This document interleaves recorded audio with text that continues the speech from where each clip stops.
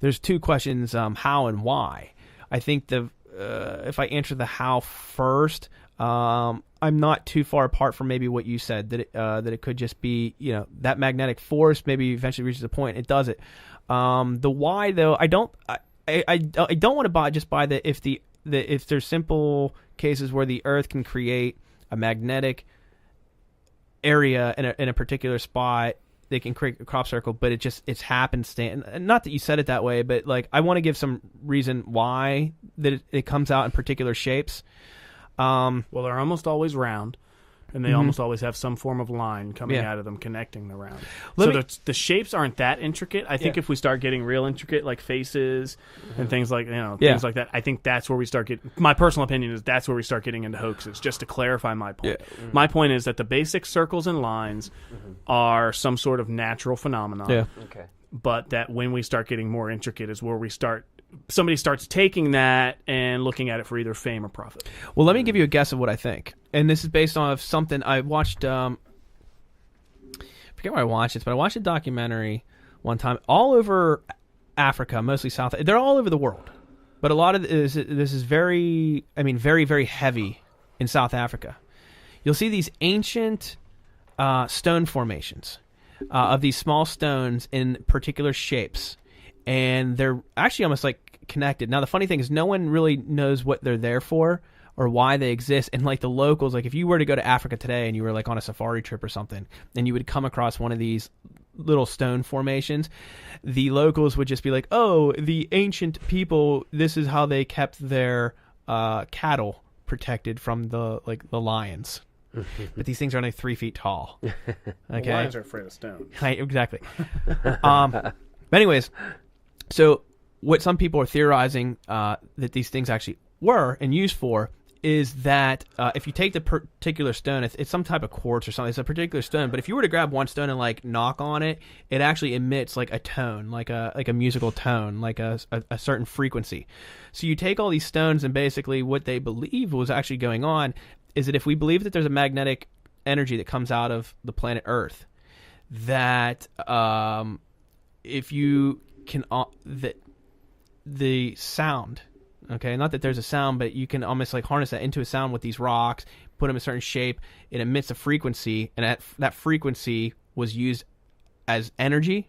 So what they think is that like these ancient people, that this was almost like their energy grid, that it was like a natural energy grid. Okay, that's the belief. So I'm like this going to count that, and I think that's something real. So here's what I'm getting at. Did you ever see the idea, and it's not an idea, it's a proven thing, like let's say we took a glass table and we just put a big pile of salt in the middle of it, okay? And we somehow hooked it up to like a keyboard, and we kept hitting the A key on the keyboard, that all those grains of sand would actually form a geometric shape. Perfectly symmetrical, by the way. Yeah, that represented the frequency of A.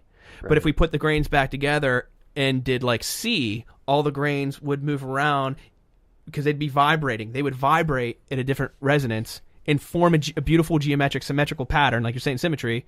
And that pattern now represents C, because that's the visual representation of what's being created. So I think something like that is actually what's going on. I think that if we take that magnetic energy, if it's coming through, and then for some reason that there's probably a resonance, a frequency, and it's having an effect, and that effect, the visualization of that effect is the same thing that we see when we see grains of sand rattling around and forming a shape in a matter of seconds on a glass table. So something like that.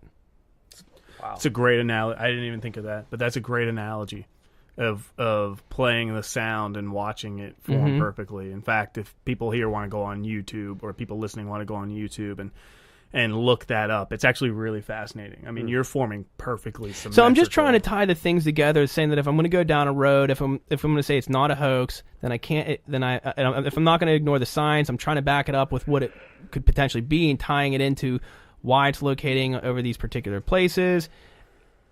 But I'm trying to give reason to the shapes, like why is it specific shapes, and that's my reasoning for it. So that's the path I'm going to take. So different frequencies.